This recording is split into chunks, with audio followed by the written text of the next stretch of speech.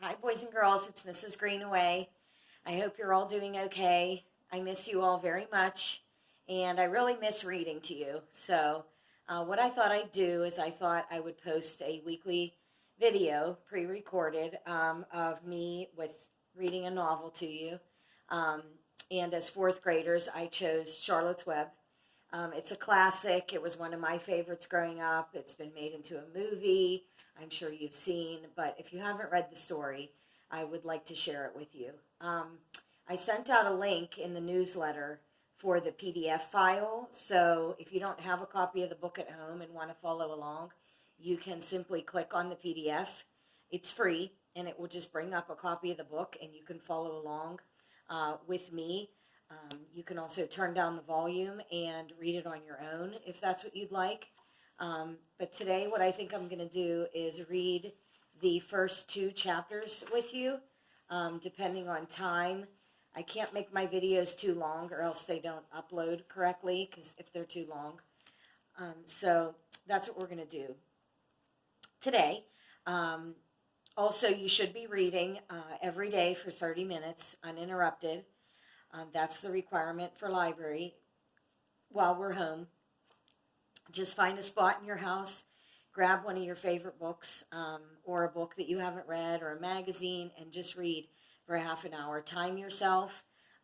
Make sure you write down when you're reading so that you have it on record.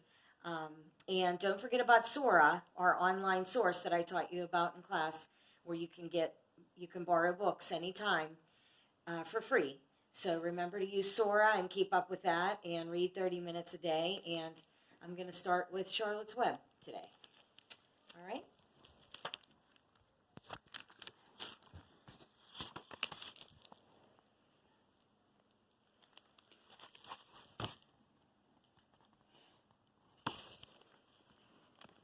Chapter 1, Before Breakfast. "Where's Papa going with that axe?" said Fern to her mother as they were setting the table for breakfast. "Out to the hog house," replied Mrs. Arabelle.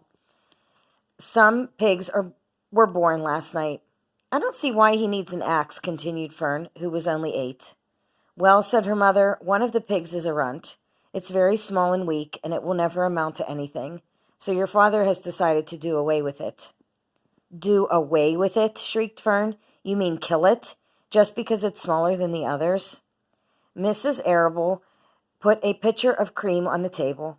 "Don't yell, Fern," she said. "Your father is right. The pig would probably die anyway." Fern pushed a chair out of the way and ran outdoors. The grass was wet and the earth smelled of springtime.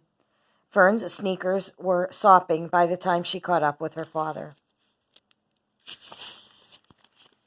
"Please don't kill it," she sobbed. "It's unfair." Mr. Arabelle stopped walking. "Fern," he said gently, "you will have to learn to control yourself." "Control myself?" yelled Fern. "This is a matter of life and death, and you talk about controlling myself?"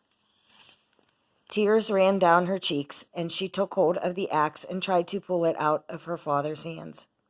"Fern," said Mr. Arabelle, "I know more about raising a litter of pigs than you do. A weakling makes trouble. Now run along." "But it's unfair," cried Fern. "The pig couldn't help being born small, could it? If I had been born small at birth, would you have killed me?" Mr. Arable smiled. "Certainly not," he said, looking down at his daughter with love. "But this is different. A little girl is one thing, a little runty pig is another." "I see no difference," replied Fern, still hanging on to the axe. "This is the most terrible case of injustice I ever heard of."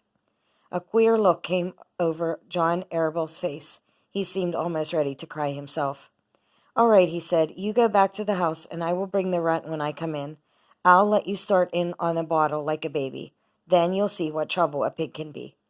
When Mr. Arabelle returned to the house half an hour later, he carried a carton under his arm. Fern was upstairs changing her sneakers. The kitchen table was set for breakfast, and the room smelled of coffee, bacon, damp plaster, and wood smoke from the stove. "Put it on her chair," said Mrs. Arable. Mr. Arable set the carton down at Fern's place. Then he walked to the sink and washed his hands and dried them on the roller towel. Fern came slowly down the stairs. Her eyes were real red from crying. As she approached her chair, The carton wobbled, and there was a scratching noise. Fern looked at her father. Then she lifted the lid of the carton. There inside, looking up at her, was the newborn pig. It was a white one. The morning light shone through its ears, turning them pink. "He's yours," said Mr. Arable, "saved from an untimely death, and may the good Lord forgive me for this foolishness." Fern couldn't take her eyes off the tiny pig. "Oh," she whispered, "oh, look at him. He's perfect. He's absolutely perfect." She closed the carton carefully. First she kissed her father, then she kissed her mother. Then she opened the lid again, lifted the pig out, and held it against her cheek. At this moment her brother Avery came into the room. Avery was 10. He was heavily armed, an air rifle in one hand, a wooden dagger in the other. "What's that?" he demanded. "What's Fern got?" "She got a guest for breakfast," said Mrs. Arable. "Wash your hands and face, Avery." "Let's see it," said Avery, setting his gun down. "You call that miserable thing a pig? That's a fine specimen of a pig. It's no bigger than a white rat." "Wash up and eat your breakfast, Avery," said his mother. "The school bus will be along in a half an hour." "Can I have a pig too, Pop?" asked Avery. "No, I only distribute pigs to early risers," said Mr. Arable. "Fern was up at daylight trying to rid the world of injustice. As a result, she now has a pig. A small one, to be sure, but nevertheless a pig. It just shows what can happen if a person gets out of bed promptly. Let's eat." But Fern couldn't eat until her pig had had a drink of milk. Mrs. Arable found a baby's nursing bottle and a rubber nipple. She poured warm milk into the bottle, fitted the nipple over the top, and handed it to Fern. "Give him his breakfast," she said. A minute later, Fern was seated on the floor in the corner of the kitchen with her infant between her knees, reaching it to suck from the bottle. The pig, although tiny, had a good appetite and caught on quickly. The school bus honked from the road. "Run," commanded Mrs. Arable, taking the pig from Fern and slipping a donut into her hand. Avery grabbed his gun and another donut. The children ran out the road and climbed into the bus. Fern took no notice of the others in the bus. She just sat and stared out the window, thinking what a blissful world it was and how lucky she was to have entire charge of a pig. By the time the bus reached school, Fern had named her pet, selecting the most beautiful name she could think of. "Its name is Wilbur," she whispered to herself. She was still thinking about the pig when the teacher said, "Fern, what is the capital of Pennsylvania?" "Wilbur," replied Fern dreamily. The pupils giggled, and Fern blushed. Do you know what the capital of Pennsylvania is? Harrisburg, you're right. Chapter 2, Wilbur. Fern loved Wilbur more than anything. She loved to stroke him, to feed him, to put him to bed. Every morning, as soon as she got up, she warmed his milk, tied his bib on, and held the bottle for him. Every afternoon, when the school bus stopped in front of her house, she jumped out and ran to the kitchen to fix another bottle for him. She fed him again at supper time and again just before going to bed. Mrs. Arable gave him a feeding around noontime each day when Fern was away in school. Wilbur loved his milk, and he was never happier than when Fern was warming up a bottle for him. He would stand and gaze up at her with adoring eyes. For the first few days of life, Wilbur was allowed to live in a box near the stove in the kitchen. Then, when Mrs. Arable complained, he was moved to a bigger box in the woodshed. At 2 weeks of age, he was moved outdoors.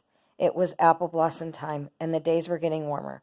Mr. Arable fixed a small yard especially for Wilbur under an apple tree, and gave him a large wooden box full of straw with a doorway cut in it, so he could walk in and out as he pleased.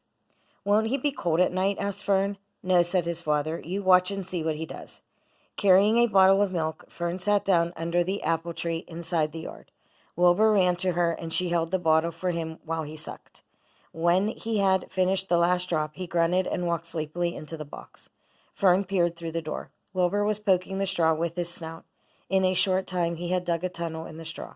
He crawled into the tunnel and disappeared from sight, completely covered with straw. Fern was enchanted. It relieved her mind to know that her baby would sleep covered up and would stay warm. Every morning after breakfast, Wilbur walked out to the road with Fern and waited with her till the bus came. She would wave goodbye to him, and he would stand and watch the bus until it vanished around a turn. While Fern was in school, Wilbur was shut up inside his yard. But as soon as she got home in the afternoon, she would take him out, and he would follow her around the place. If she went into the house, Wilbur went too. If she went upstairs, Wilbur would wait at the bottom step until she came down again. If she took her doll for a walk in the doll carriage, Wilbur followed along. Sometimes on these journeys, Wilbur would get tired, and Fern would pick him up and put him in the carriage alongside the doll. He liked this, and if he was very tired, he would close his eyes and go to sleep under the doll's blanket. He looked so cute when his eyes were closed because his lashes were so long. The doll would close her eyes too, and Fern would wheel the carriage very slowly and smoothly so as not to wake her infants. One warm afternoon, Fern and Avery put on bathing suits and went down to the brook for a swim. Wilbur tagged along at Fern's heels. When she waded into the brook, Wilbur waded in with her. He found the water quite cold, too cold for his liking. So while the children swam and played and splashed water at each other, Wilbur amused himself in the mud along the edge of the brook, where it was warm and moist and delightfully sticky and oozy. Every day was a happy day, and every night was peaceful. Wilbur was what farmers call a spring pig, which simply means that he was born in springtime. When he was 5 weeks old, Mr. Arabelle said he was now big enough to sell and would have to be sold. Fern broke down and wept, but her father was firm about it. Wilbur's appetite had increased. He was beginning to eat scraps of food in addition to milk. Mr. Arabelle was not willing to provide for him any longer. He had already sold Wilbur's 10 brothers and sisters. "He's got to go, Fern," he said. "You have had your fun raising a baby pig, but Wilbur is not a baby any longer, and he has got to be sold." "Call up the Zuckermans," suggested Mrs. Arabelle to Fern. "Your Uncle Homer sometimes raises a pig, and if Wilbur goes there to live, you can walk down the road and visit him as often as you like." "How much money should I ask for him?" Fern wanted to know. "Well," said her father, "he is a runt. Tell your Uncle Homer you've got a pig you'll sell for $6 and see what he says." It was soon arranged. Fern phoned and got her Aunt Edith, and her Aunt Edith hollered for Uncle Homer, and Uncle Homer came in from the barn and talked to Fern. When he heard that the price was only $6, he said he would buy the pig. Next day, Wilbur was taken from his home under the apple tree and went to live in a manure pile in the cellar of Zuckerman's barn. Okay, so I'm going to put a bookmark here at Chapter 3, Escape, and that's where we'll pick up next time. And it's my hope that next Monday I can post the next few chapters. And hopefully you enjoyed the story today, and keep up with your reading every day. Make sure that that's one of the things that you schedule into your day. Enjoy yourself. Please stay healthy, and I know I'll see you soon. Bye.